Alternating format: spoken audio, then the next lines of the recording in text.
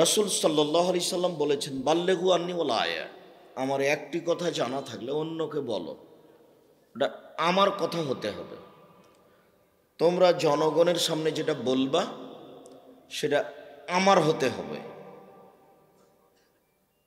ওয়া হাদ্দিসু আন বানি ইসরাইল ওয়ালা হারাজ, আর বানি ইসরাইলের কাহিনী বলো, কোনো দোষ নেই। 3, ওমান কাযাবা আলাইয়া মুতাআম্মিদান ফালিয়াতাবাওয়া মাকআদাহু মিনান নার, কেউ যদি কোনো কথা আমার নামে বলে সেটা যদি আমার না হয় তাহলে তার থাকার জায়গা জাহান্নাম।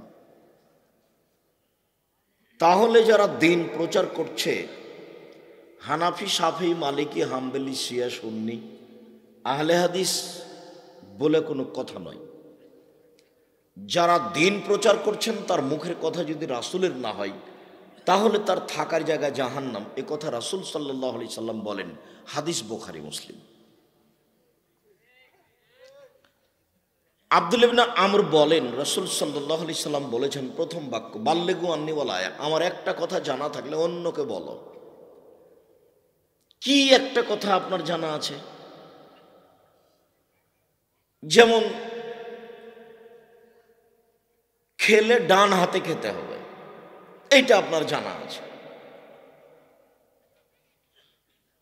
আব্দুল্লাহ ইবনে ওমর রাদিয়াল্লাহু তাআলা আনহু বলেন, রাসূল সাল্লাল্লাহু আলাইহি সাল্লাম বলেছেন, লা ইয়াকুল্লান্না আহাদুকুম বিশিমালিহি ওয়া লা ইয়াশরাবান্না বিহা, অবশ্যই অবশ্যই তোমাদের কোনো ব্যক্তি যেন বাম হাতে না খায়, বাম হাতে পান না করে। কেন? ইন্না শায়তান ইয়াকুলু বিশিমালিহি ওয়া ইয়াশরাবু বিহা, নিশ্চয় শয়তান বাম হাতে খায়, বাম হাতে পান করে। তাহলে যে বাম হাতে খায়, পান করে, সে শয়তান, সে শয়তানের কথা মেনে চলে।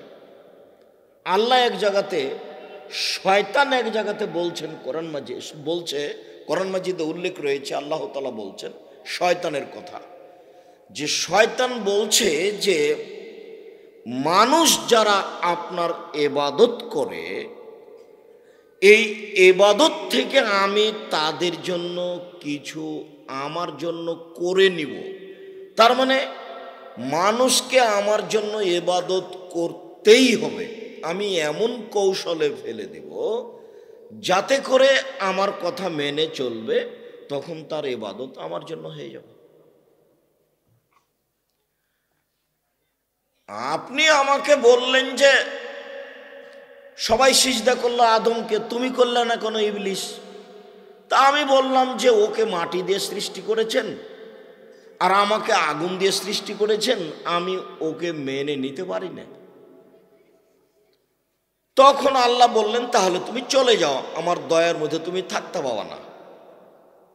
এই জন্য ও দয়া থেকে বিতাড়িত। আউযু বিল্লাহি মিনাশ শাইতানির রাজিম, বিতাড়িত শয়তান থেকে আশ্রয় চাচ্ছি আল্লাহর কাছে। মানে যাকে রহমত দয়া থেকে সরিয়ে দেওয়া হয়েছে, ওই শয়তান থেকে আল্লাহর কাছে আশ্রয় চাচ্ছি। দিন রাত মানুষ এই কথা বলে, যার উপরে দয়া রহমত। এই ছেলে, ওই যে পাশে মহিলা মানুষ কথা বলছে, তোমরা একটু দেখো না, ওই মহিলার শরম হয় না? আপনার তো একটু ইতস্ত থাকা দরকার। আপনার কোনো অসুবিধা হলে জানালে আপনি মুখ বন্ধ করে জানান। কাউকে কিছু বলতে হলে মুখটা বন্ধ করে হাতের ইশারা করে বলেন। আমি সালাম দেওয়ার পরে আপনি কথা বলেন কোন সাহসে? তার আজকে আপনার একদিনের জানা নয়, আমি তো বহুদিন থেকে আসছি এখানে। এটুকুই যদি আপনার স্বভাবই যদি পরিবর্তন করতে না পারি তাহলে দুঃখিত।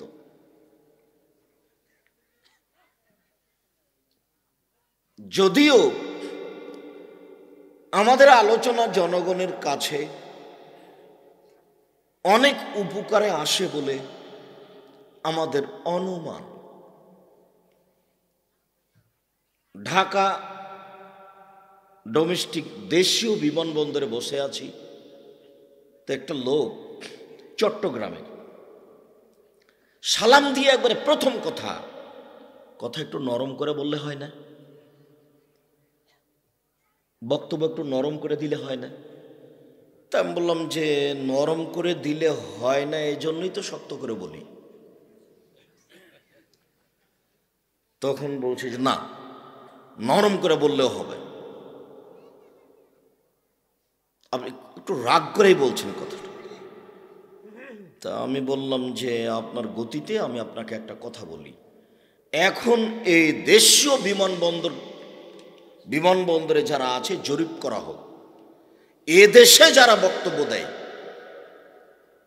সবচেয়ে আমার কথা বেশি মেনে চলে, এটা যদি প্রমাণ না হয় আমি আর বক্তব্য দেব না।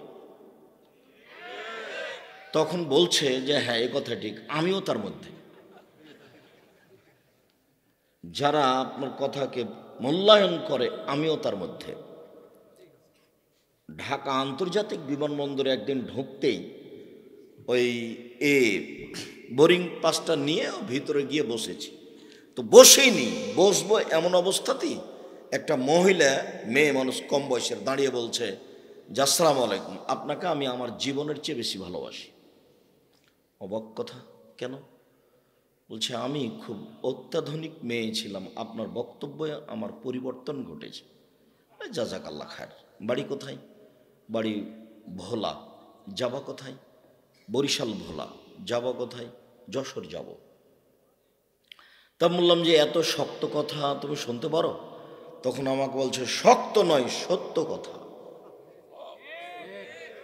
তো আমি দীর্ঘদিন থেকে আপনার এখানে আসছি, আর আমি সালাম দেওয়ার পরে আপনি কথা বলেন, মহিলা মানুষ, আপনার একটু শরমবোধ হয় না? আপনি তো আমার জন্যই এসেছেন, বক্তব্য শুনতে এসেছেন, আর আমিও কষ্ট করে আপনার জন্য এসেছি, আপনাকে দুটো কথা শোনাবো, এতে যেন আপনার উপকার হয়, আপনি যেন একটু পরকালমুখী হন। জীবনে বেঁচে থাকার সময় আর কত? কবে দেখছিলাম যে 20, তারপরে দেখলাম 40, তারপরে দেখি 50, দেখি 60, 70, 80। উনি বলছেন, পাশে বসেছিলেন, আমি তো পানি খেতে গেলে, ভাত খেতে গেলে বিসমিল্লাহ আমার মনে থাকে না, তা আমার কি হবে? দেখতেই কি সময় শেষ। আপনি আর মাস্ক পরে করোনাকে ঠেকিয়ে কয়দিন বাঁচবেন? আমি বলছি যে মাস্ক পরে ইমান বিক্রি করতে আমি রাজি নই। পৃথিবী সৃষ্টির 50,000 বছর পূর্বে যদি করোনায় মরে যাব এটা লেখা থাকে, তাহলে করোনা আমাকে ধরবে। আর যদি লেখা না থাকে, তো যাকে করোনা হয়েছে ওর গায়ের ওপর যদি আমি বাকি জীবন থাকি, করোনা আমাকে হবে না, এ কথাই চূড়ান্ত। আর করোনা ছোঁয়াচে রোগ নয়, এ কথা আমি বলিনি, এ কথা মুহাম্মদ সাল্লাল্লাহু আলাইহি ওয়াসাল্লাম বলেছেন। পৃথিবীর কোনো মায়ের বেটা এ কথার দ্বিতীয় করতে পারবে না, করলে জোর করে করা হবে। আল্লাহ নবী একদা বলছেন যে লা ইউদি শাইউন শাইআ, রোগ ব্যাধি একজন থেকে আরেকজনকে পার করে যায় না। আবার বলছেন লা ইউদি শাইউন শাইআ, রোগ ব্যাধি একজন থেকে আরেকজনকে পার করে যায় না। লা ইউদি শাইউন শাইআ, রোগ ব্যাধি একজন থেকে আরেকজনকে পার করে যায় না। 3 বারে কথা বলেন মুহাম্মদ সাল্লাল্লাহু আলাইহি ওয়াসাল্লাম। তখন পল্লীর একজন বেদুইন মানুষ দাঁড়িয়ে বলছে, আল্লাহ রাসূল যাই। একটা উটকে চুনকুনি ঘাও হলে বাকি উটকে হয়ে যায়, তো যাই তো। তখন আল্লাহ রাসূল বলছেন, তাহলে বলো মান আজরাবাল আওয়ালা, প্রথমটাকে কিভাবে হলো? এইটা মুহাম্মদ সাল্লাল্লাহু আলাইহি ওয়াসাল্লামের জিজ্ঞাসা পল্লীর লোকটাকে, যে তুমি যে বললে যে ছোঁয়াচে রোগ আছে, তো বলো তো প্রথমটাকে কার থেকে হলো? তখন আর কিছু কথা বলে না। তখন আল্লাহ রাসূল বলছেন, শোনো, মনে রেখো, ইন্নাল্লাহ খালাকাল খালকা, আল্লাহ মাখলুককে সৃষ্টি করেছেন, ও খালাকা কুল্লা নাফসিন, প্রত্যেক প্রাণীকে সৃষ্টি করেছেন, ও কাতাবা হায়াতাহা ও মাউতাহা ও রিজকাহা ও মাসায়বাহা। আল্লাহ সেই দিন প্রাণীর, মানুষের 4টা জিনিস লিখে দিয়েছেন, এক মরণ, এক জীবন, এক রুজি, এক রোগ ব্যাধি। সেই দিন যদি রোগ ব্যাধি করোনা লেখা হয়ে থাকে, আর আজ যদি পাথরের মধ্যে ঢুকে থাকি, তবুও করোনা ধরবেই ধরবে। আর সেই দিন যদি লেখা না হয়ে থাকে, তাহলে আজ ধরার কোনো পথ নেই। এ কথা আমি বলিনি, আমি অনুবাদক। 90 সাল থেকে মাঠে আছি, আল্লাহর কসম, আল্লাহে আল্লাহর কসম, আল্লাহে আল্লাহর কসম, আমি আব্দুর রাজ্জাক বিন ইউসুফ 90 সাল থেকে নিয়ে দীর্ঘ 30 বছরে কোনোদিন অপ্রয়োজনীয় বাক্য বলিনি, কোনোদিন কেচ্ছা কাহিনী বলিনি, জাতির কাছে কোনোদিন পথ খরচ পাথেও চাইনি, জাতির কাছে কোনোদিন রাস্তা খরচ আগে বলিনি, জাতির কাছে কোনোদিন পরিচয় দিইনি।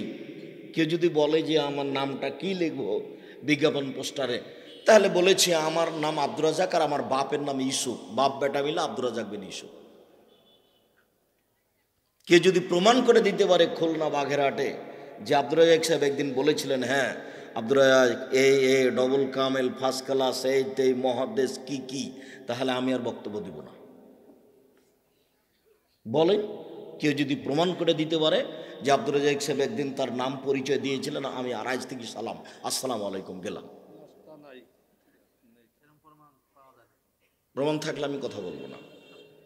আমার বাড়িতে যাবেন 3 মাস থাকবেন, অহংকারও করিনি, গৌরবও করিনি, তুমি মাফ করো, তুমি সর্বশক্তিমান, তুমি সব কিছু করতে পারো। 3 মাস থাকার পরে যদি পর্দার ব্যতিক্রম দেখা যায়, আর কোনোদিন বক্তব্য দেবো না, গেলাম আসসালামু আলাইকুম। আপনি হোমসি খেলি একটা কিছু বলা এবং করার মনে করবেন না, আর সুযোগ থাকলে বিরুদ্ধে কিছু কথা বলার চেষ্টা করবেন না। সে যে হোক না কেন, আরবি উর্দু ফার্সি বাংলা ভাষী যে হোক না কেন, আমার জীবনে আমি কোনোদিন স্বার্থ রেখে কথা বলিনি, আর আমার জীবনে আমি কোনোদিন কারো বিরুদ্ধে কথা বলিনি, কোনো ব্যক্তির বিরুদ্ধে কথা বলি না, হানফি শাফি মালিকি হাম্বলি কারো না। আমি বলেছি 95% জন বক্তা মিথ্যুক, আমি বলিনি ইনি মিথ্যুক, এ কথা বলিনি। আমি বলেছি 98% জন মুফাসসির মিথ্যুক, তবে আমি বলিনি ইনি মিথ্যুক। আপনার যদি সাহস হয় যে দেখেন আমার মুফাসসিরের বক্তব্য মিথ্যা প্রমাণ করেন, তো তখন আপনি পেশ করেন, আপনাকে আমি দেখাচ্ছি আপনার মুফাসসিরের কত মিথ্যা বক্তব্য আছে। সম্মানিত দিনী ভাই বোন, বলছিলাম যে 3 ফুট দূরে দাঁড়িয়ে সালাত আদায় করতে রাজি নন, শুলিও হয়নি, ফাঁসিও হয়নি, সরকার ধরে নিয়ে জেলও দেয়নি। ইংরেজদের যুগে ইংরেজ সরকার এসে, ওদের দালালেরা এসে মৌলানা সাহেবকে ধরে জেলে দিয়ে দিয়েছে বা ফাঁসি দিয়ে দিয়েছে, আর আহাল পরিবারের জন্য বাড়িতে জ্বালিয়ে বের করে দিয়েছে, আর স্ত্রী ছেলে মেয়ে গাছের নিচে থাকুক গা। কত প্রমাণ আছে। এখন আমার শুলিও হয়নি, ফাঁসিও হয়নি, আর 3 ফুট দূরে দাঁড়াবো মানে বলেছি কিয়ামত পর্যন্ত যদি হারাম কাবা ঘরে মানুষ 3 ফুট পর পর দাঁড়ায়, তবুও 3 ফুট পর পর দাঁড়ানোর বৈধতা কিয়ামত পর্যন্ত হবে। সারা দুনিয়ার মানুষ দাঁড়ায় তাতে আসে যায় না, সারা পৃথিবীর মানুষ দাঁড়ায় 3 ফুট দূরে তাতে আসে যায় না, বৈধতা কোনো পথ নাই, কিয়ামত পর্যন্ত হবে না। আরে মরলে মসজিদে মরেই মরে যাও, মসজিদে গিয়েই মরো। যদি মরাই লাগে করোনা, তো কোথায় গিয়ে মরবো? মসজিদেই মরবো। ব্যাংকে টাকা উঠাতে লাইন দিয়ে মরতে রাজি নয়, বাজারে ইফতারি কিনতে লাইন দিয়ে গায়ের উপর গাও লাগিয়ে, আর ওই আপনার ওই ঈদ বকরাদের আগে মহিলা পুরুষ সব ভিড় করে কাপড় কিনে মসজিদে 3 ফুট দাঁড়িয়ে আর দূরে দূরে দাঁড়িয়ে মরতে রাজি নয়। ভিড়ে যদি মরা লাগে তো মসজিদে ভিড় করে মরব। আমি লকডাউন শুরু থেকে নিয়ে দীর্ঘদিন থেকে বাইতুল হাম জামে মসজিদে এ ব্যাপারে আপনার সাথে আলোচনা করে আসছি, আর আপনাকে পবিত্রতার বিষয়টি আমি খুব বারবার করে উল্লেখ করেছি। আপনি বাইতুল হাম জামে মসজিদ আব্দুর রাজ্জাক বিন ইউসুফ পবিত্রতার আলোচনাতে দেখুন, ধারাবাহিকভাবে পেশ করা হয়েছে 8-10 মাস যাবৎ একটানা। সম্মানিত দিনী ভাই বোন, আমার একটি কথা জানা থাকলে অন্যকে বলো, জানা থাকলে বলেন। কোনো একটা কথা আপনার এক মানুষকে একটা দেখছেন, বলেন সেখানে যে এটা তার উল্টা হলো, ঠিক হলো না। বানি ইসরায়েলের কাহিনী বলো, কোনো দোষ নেই।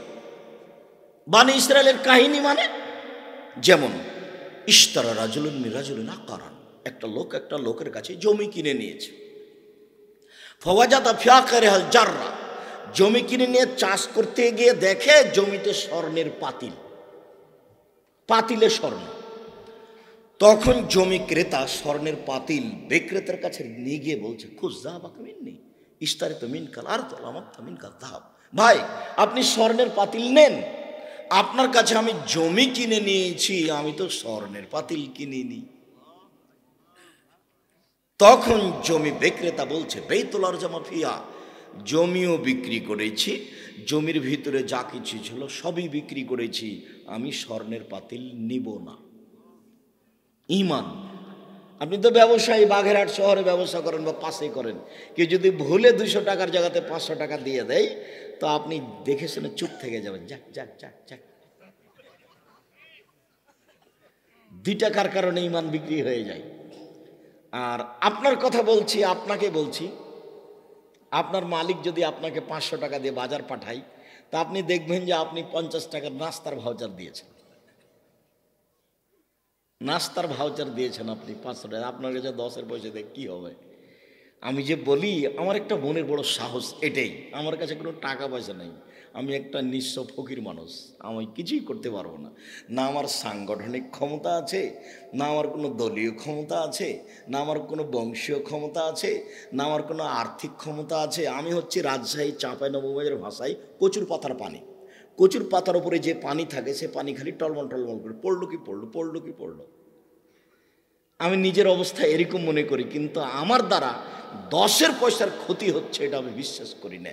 এই সাহসের ভিত্তিতে আমি 2013 সালের 24 আগস্ট রোজ মঙ্গলবার জামিয়া সালাফিয়া রূপগঞ্জ নারায়ণগঞ্জ ঢাকায় বলেছিলাম, আমার হাতে টাকা নাই এ কথা সত্য, এখানে প্রতিষ্ঠান গড়বে এ কথা সত্য, ইনশাল্লাহ গড়বেই গড়বে। কিভাবে গড়বে তা আমি জানি না, তবে নিশ্চিত গড়বে, অবধারিত গড়বে, গড়বেই গড়বে।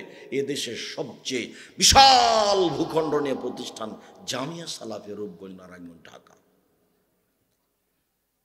2016 সালের 17 ফেব্রুয়ারি রোজ বুধবার বিকেল 4:30-5টার দিকে জামিয়া সালাফিয়া ডাঙ্গিপাড়া পবা রাজশাহী এই মাঠে বলেছিলাম, আমার হাতে টাকা নেই এ কথা সত্য, এখানে প্রতিষ্ঠান গড়বে এ কথা সত্য, ইনশাল্লাহ গড়বেই গড়বে। কিভাবে গড়বে তা আমি জানি না। শুধু খালি জামিয়া সালাফিয়া ডাঙ্গিপাড়াতে ছেলেরাই থাকে আবাসিক 1700, 1700, মেয়েরা থাকে 850, খাই থাকে ওখানে, খাই থাকে সব ভিন্ন ভিন্ন। 3500 ছেলে মেয়ে পড়াশোনা করে 2 প্রতিষ্ঠানে, 18 লক্ষ টাকা বেতন লাগে। এখন আমি যদি একদিনের হিসাব করি, তো আমার বাকি জীবন কাজ করলে হবে না, মরা পর্যন্ত যদি ব্যবস্থা করি তা হবে না।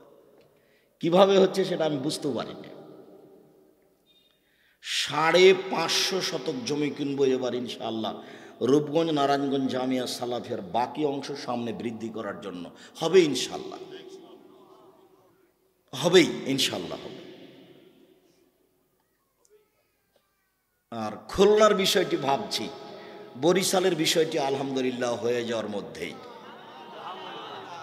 সিলেটও তাই, আর দিনাজপুরে তো ফাইনাল হয়ে গেছে আলহামদুলিল্লাহ। বাগেরহাট হলো খুলনার অন্তর্ভুক্ত।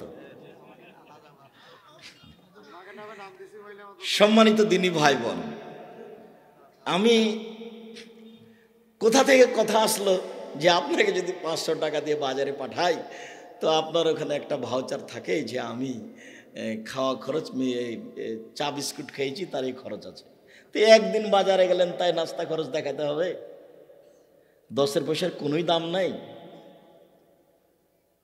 10-এর পয়সা খুব কঠিন, খুবই কঠিন। তো আমি জমি বিক্রি করেছি, যা কিছু ছিল সব বিক্রি করে দিয়েছি, আমি নেব না, এর নাম ঈমান। 3, কেউ যদি কোনো কথা আমার নামে বলে, সেই কথা যদি আমার না হয়, তাহলে তার থাকার জায়গায় জাহান্নাম। হুজুর যত বড়ই হোক, জুব্বা যত বড়ই হোক, পাগড়ি যত বড়ই হোক, আল্লাহুম্মা সাল্লি আলা সাইয়্যিদিনা মাওলানা নাবিয়ানা মুহাম্মদ, এই দুরূদ যদি নবীর না হয়, তাহলে হুজুর জাহান্নামে যাবেই, হুজুর যত বড়ই হোক। আর যদি নবীর হয় কোনো কথা নেই, ভালো কথা বলেন, দেশবাসী বলুন, পৃথিবীবাসী বলুন। বালাগাল্লোলা বে কামালিহি কাশাফাদ্দ যাবে জামালিহি হাসনাত জামিউ খিসালিহি সাল্লু আলাইহি ওয়া আলিহি। এইটা যদি মানুষ দুরূদ হিসাবে পড়ে, তারপরে এটা দিয়ে রাসূলের কিছু বলতে চায়, তাহলে প্রমাণ করতে হবে এটা রাসূলের দুরূদ। যদি না হয় তাহলে বাঁচার কোনো পথ নেই।